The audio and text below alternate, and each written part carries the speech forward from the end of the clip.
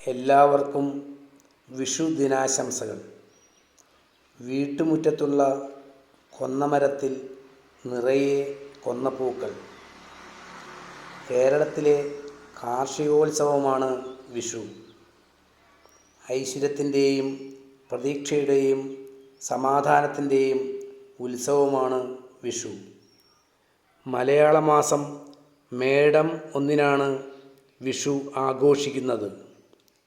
ഓണം കഴിഞ്ഞാൽ മലയാളികളുടെ ഏറ്റവും വലിയ ആഘോഷമാണ് വിഷു. 2025 ഏപ്രിൽ 14-നാണ് വിഷു. വിഷുവിൻ്റെ പ്രകാശവും പ്രതീക്ഷയും പകരുന്ന ഈ അവസരത്തിൽ ദാനത്തിൻ്റെ, ത്യാഗത്തിൻ്റെ മഹത്വം നമ്മെ വീണ്ടും ഓർമ്മപ്പെടുത്തുന്നു. എല്ലാവർക്കും സമൃദ്ധിയും സന്തോഷവും പകരട്ടെ എന്ന് ആശംസിക്കുന്നു. എല്ലാവർക്കും ഒരിക്കൽ കൂടി വിഷു ദിനാശംസകൾ നേരുന്നു.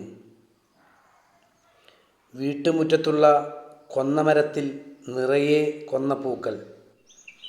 കേരളത്തിൻ്റെ കാർഷികോത്സവമാണ് വിഷു. ഐശ്വര്യത്തിൻ്റെയും പ്രതീക്ഷയുടെയും സമാധാനത്തിൻ്റെയും ഉത്സവമാണ് വിഷു. മലയാള മാസം മേടം 1-നാണ് വിഷു ആഘോഷിക്കുന്നത്. ഓണം കഴിഞ്ഞാൽ മലയാളികളുടെ ഏറ്റവും വലിയ ആഘോഷമാണ് വിഷു. 2025 ഏപ്രിൽ 14-നാണ് വിഷു. വിഷുവിൻ്റെ പ്രകാശവും പ്രതീക്ഷയും പകരുന്ന ഈ അവസരത്തിൽ ദാനത്തിൻ്റെ, ത്യാഗത്തിൻ്റെ മഹത്വം നമ്മെ വീണ്ടും ഓർമ്മപ്പെടുത്തുന്നു. എല്ലാവർക്കും സമൃദ്ധിയും സന്തോഷവും പകരട്ടെ എന്ന് ആശംസിക്കുന്നു. എല്ലാവർക്കും വിഷുദിനാശംസകൾ.